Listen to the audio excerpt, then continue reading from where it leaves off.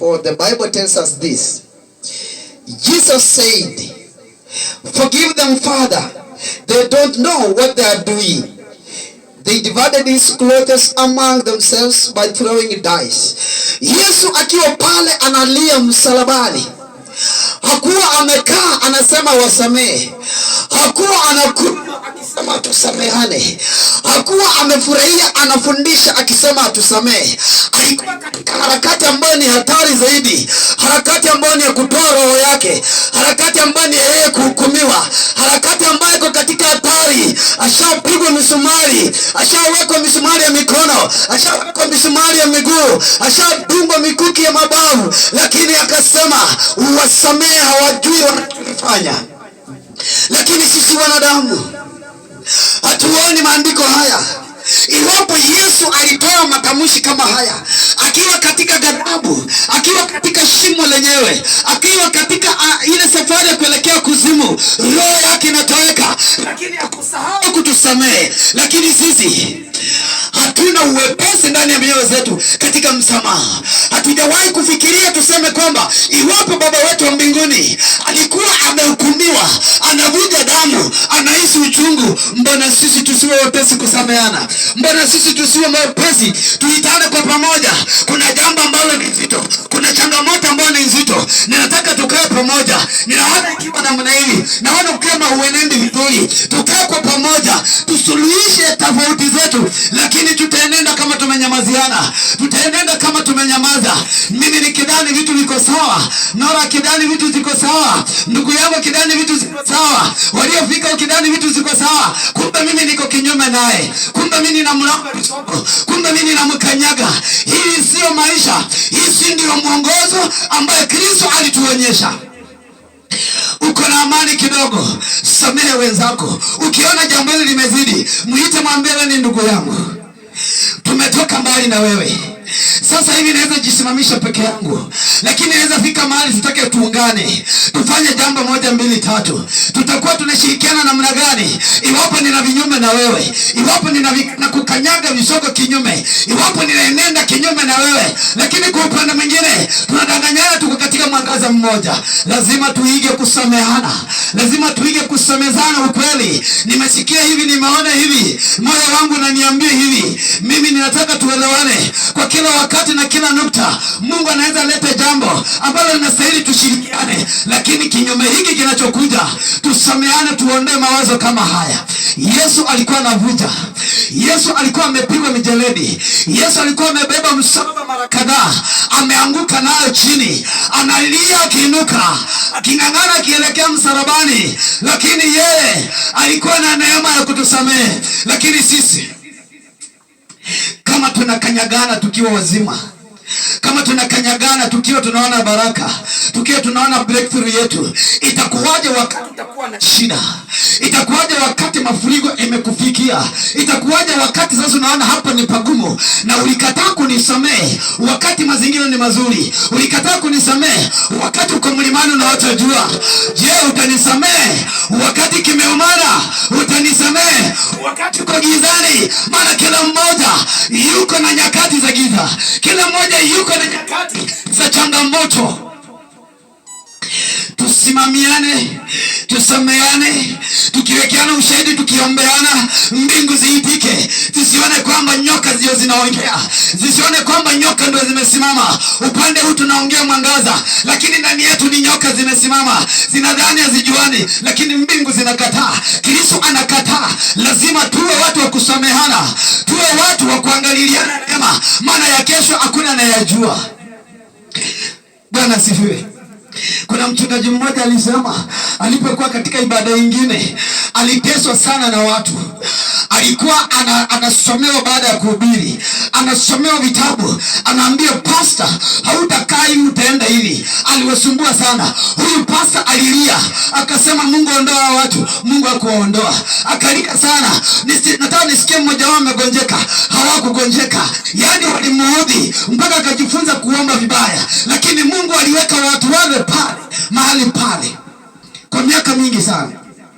Lakini ilifika mahali Mungu alibadilisha huyu mtumishi akampeleka mahali pengine. wale walikuwa wanamsumbua, Mungu alihakikisha kila mmoja amempatia huduma, kila mmoja amempatia ibada, kila mmoja mahali alienda huduma ilisimama, ibada ilisimama, lakini wao hawakukosa kupewa watu wa kuwajaribu. Bwana asifiwe. Walianza kwenda kwa mtumishi wao, wanaambia pastor, niko na ibada, lakini ibada hii nina watu wamenizidi. Nina watu wanajua kuhubiri kuniliko. Nina watu wanajua kunikaisha kikao kuniliko. Bishop akaangalia akasema, si nyinyi ndio mlikuwa mnanisukuma? Nyinyi mlikuwa mnanikalisha mpaka mnanizomea, mpaka mnanifanyia hivi. Lakini sasa time ni yenu. Bwana asifiwe.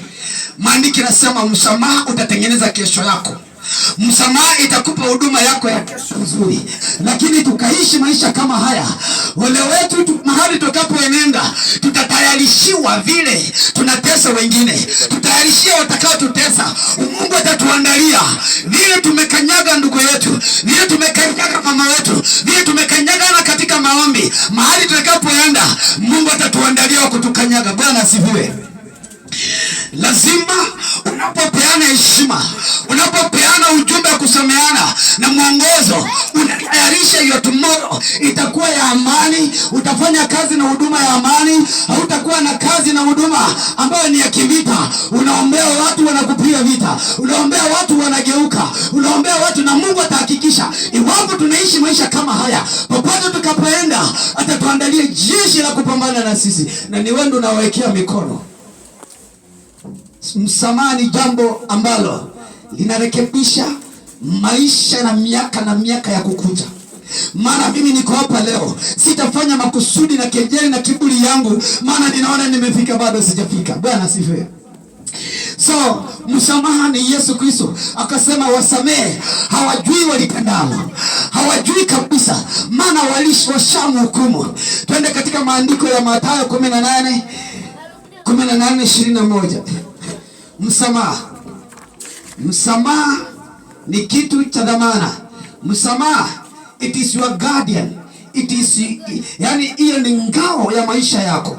Hiyo ni ngao ya kukutangazia kwamba huyu hata kanyagwa wala kupigwa vita, maana alichunga za wengine. 18:21 says, Then Peter came to Jesus and asked, Lord, if my brother keeps on sinning against me, how many times do I have to forgive him? 7 times. The Bible says, no, not 7 times, answered Jesus, but 70 times 7. Because the kingdom of heaven is like this. Once there was a king who decided to check on his servants' accounts. He had just begun to do so when one of them was brought in who owed him millions of pounds. The servant did not have enough to pay his debt, so the king ordered him to be sold as a slave with his wife and his children and all that he had in order to pay debt. Then the servant fell on his knees before the king. Be patient with me, he begged. I will pay you everything. The king felt sorry for him, so he forgave him and the debt, and let him go. So Petero akamwendea Kristo akamwambia, Bwana wangu, ndugu yangu akanikosea, na ashinde akinikosea, si mara ya kwanza, si mara ya pili, nifanye nini?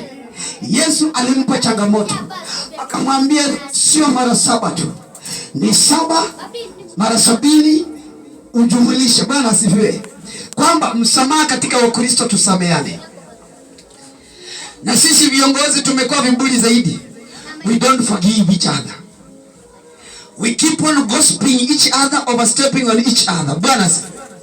And that's why the kingdom of God haipanuki. Haipanuki, haisongi. Mahitaji ambayo tunahitaji kwa ibada haifiki, just because we are unable to forgive each other. Yesu akasema kwamba tusameane mara 70 times 70, yani 70 times 7. That is the rounds of forgiveness. Je, tunaishi na uchungu? Ninapewa mpaka maono, naonyesho kwamba fulani akisema watu wanyamaze, fulani akisema watu waongee. This is what we are doing. Hii ndio tunafanya katika Ukristo. Hii ndio tunabebana katika kiroho. Hivyo ndio tunataka tuishi. Yaani tukanyagiane. Nifungulie njia yangu niondoke, nikufungulie njia yako uondoke, lakini tusikanyagane. Tusamehane, tubebane. Maana kila mmoja ana safari yake. Bwana asifiwe. Mpaka ikaonyesha kuna mtu mkubwa sana, mti mkubwa ambao umelemewa na upepo, na kuna watu wakujua ule mti wametoka pale kama wameugua, wametoka pale mpaka kama wameumia. Just we have forget how to forgive each other. Viongozi, watu wa huduma, watu waombezi, watumishi wa Bwana, if we do not carry forgiveness in our hearts, we are going to hurt the people we are leading. Tutaumiza watu ambao tunaekea mikono. Tutaumiza watu ambao wametukimbilia kwamba tutatue shida zao, tuwekee huduma, tuwekee kazi ya Bwana na ushahidi, waende wapokee uponyaji. Bwana asifiwe. Msamaha ni kitu kizuri. Msamaha inaleta uponyaji.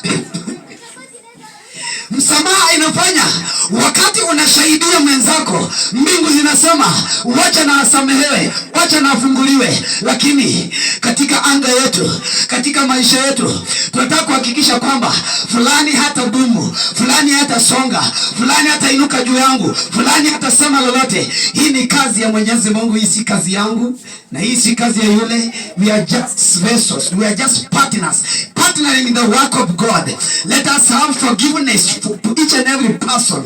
Maana hatutaishi kwa pamoja, hatutaishi chini ya miguu ya wengine. Tumekuja tukomae katika miguu yenu, na tukikomaa katika miguu yenu tuelekeza katika msingi unaofaa, tuelekeza katika neema na rehema, ili kwamba Mungu atuandalie mahali tutakaposonga. Yesu atupatie mwongozo, Yesu atupatie neema na ukumbusho kwamba we need to forgive each other. It doesn't matter how many times umekuwa ukisamehana. Hii ni jambo ambalo liko katika siri, lakini the word of God imenisukuma kwamba I should preach this. I should have a heart of forgiveness. Lazima niwe na msamaha ndani ya moyo wangu. Nibebe ndugu zangu vizuri, nitakie ndugu zangu mema, niwatakie mazuri, na mimi kwamba kesho yangu Mungu ataniandalia watakao niongoza. Bwana asifiwe. Maandiko yanasema kwamba tajiri mmoja akapeana talanta zake. Wakati alipopeana akarudi, sasa anataka kuangalia ni nani ameongezea, ni nani amefanya kazi nzuri. Akafika mahali akapata kwamba kuna yule alimpatia pesa. Hii pesa alienda akatumia, lakini haikukuja na faida, na hata yote iliisha. Huyu mfanyikazi alienda chini akapiga magoti, akamwambia yule tajiri, nisamehe, maana nilikutumia visivyo. Hata yote ambayo ulinipatia yote nimeitumia, faida haikuonekana, imeenda yote kwa hasara, unisamehe. Lakini yule mfalme akaangalia, akabubujika machozi, akasema nimekusamehe. Unaweza kuwa na huduma, mimi sina huduma, lakini uwe kiburi sana. Bwana asifiwe. Mimi nimepoteza, mimi hata Mungu akaniambia muda huu wote umehubiri, umeanza Lang'ata, umekuja huku, unakondoa ngapi? I have nothing. I am like this one. Mwenye alipewa talanta akazipoteza kwa hasara, hana hata cha kurudisha. Lazima nitapiga magoti, lazima nitaambia Mwenyezi Mungu unisamehe, maana sikujua namna ya kurudisha. Lakini wewe ukiwa urudisha kidogo, lazima uwe na moyo wa msamaha, ili kwamba matunda yako, mazao yako yazidi kuongezeka. Usijione unajua sana, unafahamu sana. Ni neema na mwongozo wa Kristo ndio unakufanya mahali umefika. Na mimi kama sitakuja kukanyaga vitu za wenyewe, sitakuja kuharibu kazi ya wenyewe, ili kwamba nikijua kwamba I have nothing to lose. Hiyo ni ujinga ambao naweza kuwa nao wa kisasawa. Because the Bible tells me in Luke 6:16, usipochunga cha wenyewe, usipolinda cha wenyewe, usipokiombea cha wenyewe, chako kitatoka wapi? Hii yote maarifa haya yatakuja kwa namna ya kusameheana, kwa namna ya kujua kwamba ndugu yangu ni msamehe, hata kama ni mara ngapi ni msamehe, naye Mungu atazidi kukuinua, naye Mungu atazidi kukufanya upanuke. wake, na Mungu atazidi kukupatia utukufu wake, uzidi kutembelea ndani yako, in the name of Jesus. Bwana asifiwe. Jambo ni msamaha, jambo ni kuachilia, jambo si kuhukumu, jambo si kuoneana vibaya, jambo si kwamba wewe haufai, wewe unakujanga tu unafanya hivi na hivi unaondoka, lakini wacha kazi ya Bwana itendeke. Mungu atusamehe na atupatie kumbukumbu nzuri ya kusamehana, pasipo kutembea na kuenenda na viburi na makobo kwamba we are the only ones. Kesho yangu hijui, kesho yako siijui. Maybe mimi sitawahi kuwa pastor na sitawahi kukuwa mtumishi wa huduma. Kesho naweza kuwa a servant in a different way. Naweza kosa kuwa ibada, nikose kuwa na watu, lakini Mungu anajua how am I going to serve him. Naweza jikuta nimekuwa chief, naweza jikuta nimekuwa something different in connection with the government. Niwe nafikia watoto ambao wanateseka, niwe nafikia mama ambao wanaugua, niwe nafikia wazee ambao wanaugua, na hiyo ni kibali ya kutokana na madhabahu. Hii ni kibali ambayo kutokana na msamaha na kuvumiliana na kubebeana msalaba pasipo kukanyagiana katika siri. Bwana asifiwe. Amen. Maandiko yanatuambia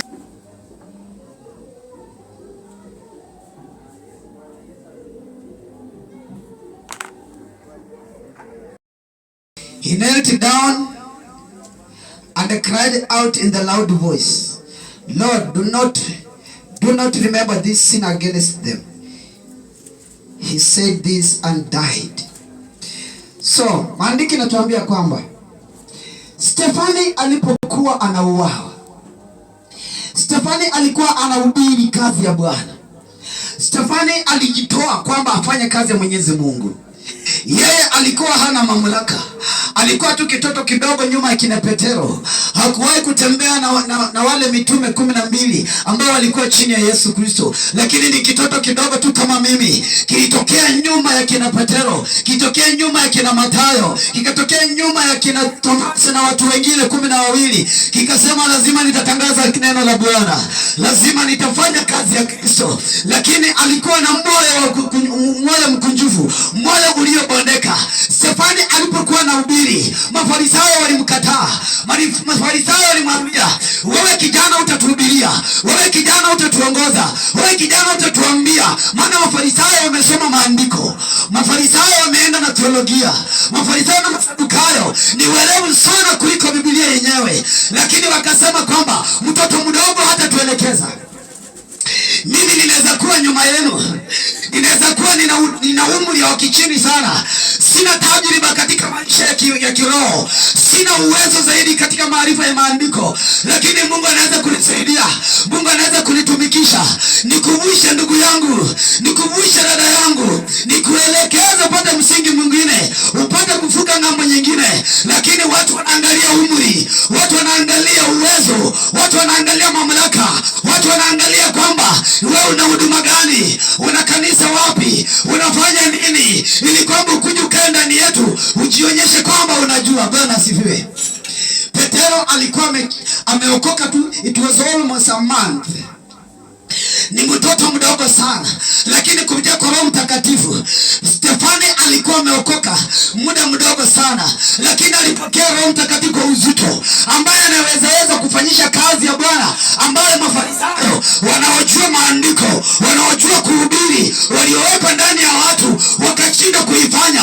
Mafarisayo wakakasirika, wakasema, wewe hautatuhubiria, hautatuambia mambo ya Yesu, hatutakubaliana na wewe. Wakampinga zaidi, lakini Stefani akasema kwamba lazima nikihubiri.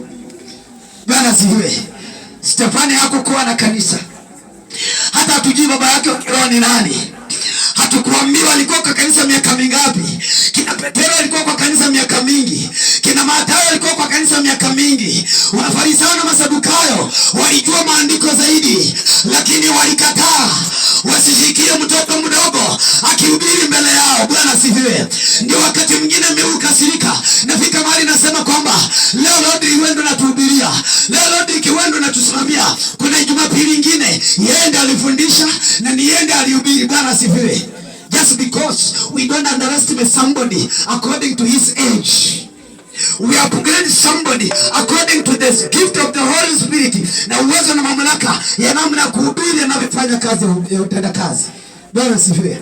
Lakini Stephanie alipofika mahali akalia, akasema kwamba wasamehe. Maandiko yanatuambia kwamba akapiga nduru sana. They threw him out of the city, stoned him. The witness left their cloaks in the care of a young man named Saul. They kept on stoning Stephen as he called out to the Lord, Lord Jesus, receive my spirit. He knelt down and cried out in the loud voice, Lord, do not remember this sin against them. He said this and he died. Another challenging man amesimama katika pengo kama Yesu. Yesu amepigwa misumari. Yesu amedungwa mikuki. Yesu amewekwa taji ya miba.